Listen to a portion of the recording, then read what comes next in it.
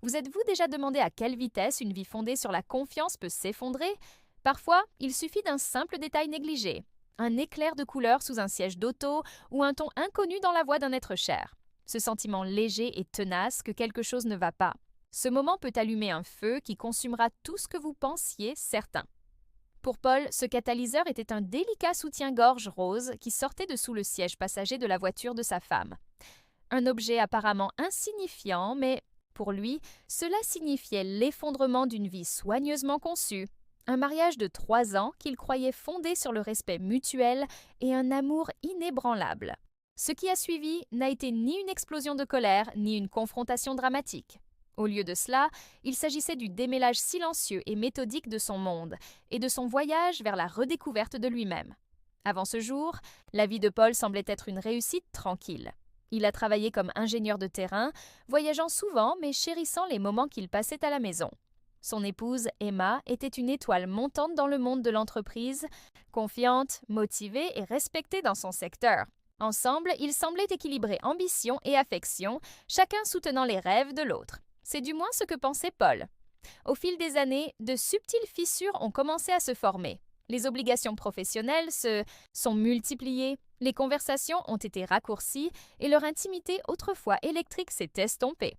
Les nuits tardives au bureau se transformaient en voyages d'affaires d'une nuit et Paul rentrait souvent chez lui dans un appartement vide. Il a écarté son malaise. Après tout, c'était l'âge adulte, n'est-ce pas? Les carrières exigeaient des sacrifices et la confiance était le fondement qui maintenait tout ensemble, jusqu'au jour où ce n'est pas le cas.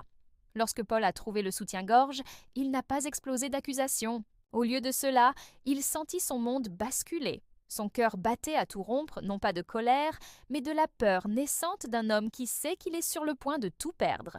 Cette nuit-là, il s'allongea à côté de sa femme dans leur lit commun, ressentant le poids de sa trahison sans encore en avoir la preuve. La confiance en laquelle il avait si fermement cru n'était plus un bouclier, c'était un point d'interrogation qui apparaissait au-dessus de chaque regard, de chaque mot. Ce n'est pas seulement une histoire d'infidélité. C'est l'histoire de ce que nous faisons lorsque le sol sous nos pieds s'effondre, quand la personne en qui nous avions le plus confiance devient la source de notre douleur la plus profonde. Il s'agit de trouver de la clarté dans les décombres et de choisir entre reconstruire ou s'en aller. Paul a choisi de s'éloigner, mais son voyage n'a pas été celui d'une retraite. C'était un voyage vers quelque chose de plus, vers l'autonomie, la paix et finalement le renouveau. Son chemin a été façonné par le chagrin mais pavé de résilience. C'est son histoire. La première rupture dans le mariage de Paul et Emma a été subtile, le genre de rupture que de nombreux couples connaissent mais qu'ils rejettent souvent.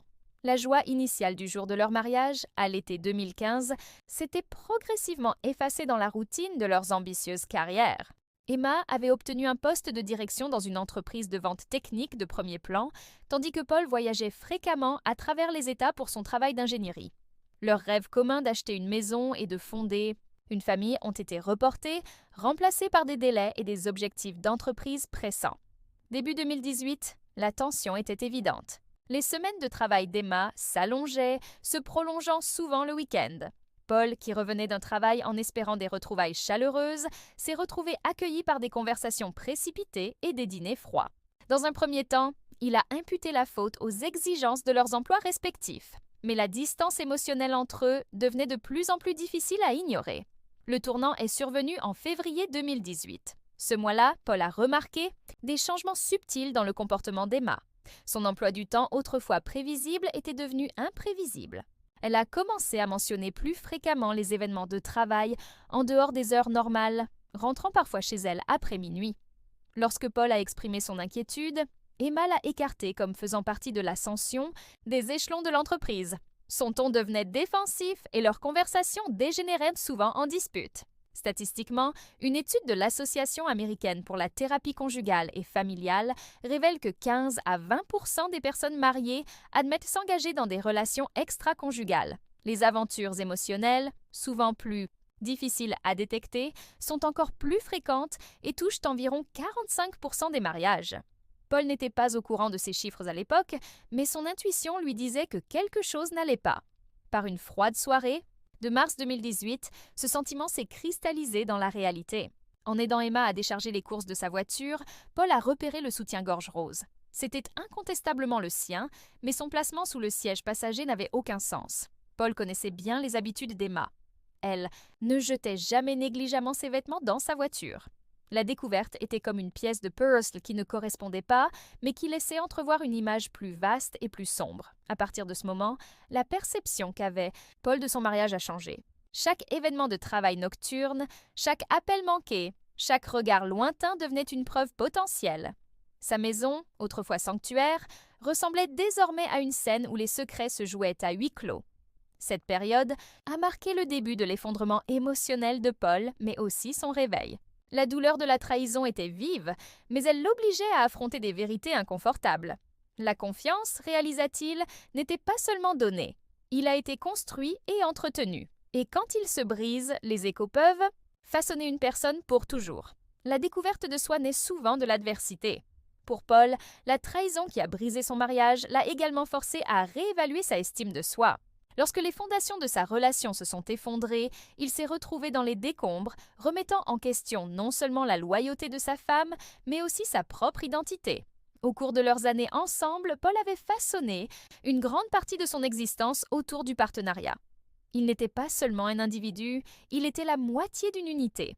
Leurs projets, leurs routines et leur avenir étaient étroitement liés. Lorsque ce lien a été rompu, Paul a dû faire face à la tâche inconfortable de redéfinir qui il était au-delà du rôle de mari. Dans les semaines qui ont suivi son départ, Paul a déménagé dans une zone rurale, un choix délibéré pour s'éloigner des vestiges de son ancienne vie. La décision n'était pas seulement géographique, c'était symbolique. Il recherchait la solitude non pas comme une évasion, mais comme un moyen d'éliminer le bruit et de confronter ses émotions. La nature est devenue sa compagne. Les arbres imposants et les sentiers sinueux reflétaient son voyage intérieur. Chaque pas en avant apportait de la clarté, chaque bouffée d'air de la montagne éclairait son cœur. La simplicité de la vie rurale a permis à Paul de renouer avec lui-même. Il a passé du temps à faire de la randonnée, à réparer sa modeste caravane et à dialoguer avec les habitants qui valorisaient l'honnêteté et la communauté plutôt que l'ambition de l'entreprise. Le processus ne s'est pas déroulé sans difficulté. La solitude s'installait souvent lors des soirées calmes. Il y a eu des moments où des souvenirs d'Emma ont refait surface. Ses rires, leurs rêves partagés. Pourtant, avec le temps, ces souvenirs ont perdu de leur piquant. Au lieu de pleurer, ce qui avait été perdu, Paul a commencé à apprécier ce qu'il avait gagné. La liberté, l'autonomie et une nouvelle résilience. La connexion humaine est à la fois fragile et vitale. Après que Paul ait choisi la solitude, il s'est rendu compte que si la solitude apportait de la clarté, la compagnie apportait de la chaleur. Les liens qu'il a noués avec la population locale sont devenus son point d'ancrage. Ray Hunt, mécanicien à la retraite à l'esprit doux, traitait Paul comme un jeune frère. Les deux ont partagé des repas, échangé des histoires et travaillé ensemble sur de petites réparations. Paul s'est également lié d'amitié avec Laura, une enseignante qui dirigeait des groupes de randonnée le week-end. Ces relations lui ont rappelé que la confiance, une fois brisée, pouvait être reconstruite pièce par pièce avec patience. En fin de compte, l'histoire de Paul ne concerne pas seulement la fin d'un mariage. C'est un rappel que reconstruire la vie après une trahison nécessite à la fois solitude et connexion. La véritable guérison émerge de l'équilibre délicat qui consiste à se redécouvrir tout en s'appuyant sur les autres. La vie nous brise souvent, mais c'est dans ces fractures que nous trouvons notre force et parfois un nouveau départ. Si le parcours de Paul vous a marqué ou vous a fait réfléchir sur vos propres expériences, pensez à vous abonner à notre chaîne. Nous partageons chaque semaine des histoires réelles et puissantes comme celle-ci. N'oubliez pas d'appuyer sur le bouton j'aime et d'activer les notifications pour ne jamais manquer une mise à jour. Ensemble, nous pouvons traverser les rebondissements de la vie, une histoire à la fois.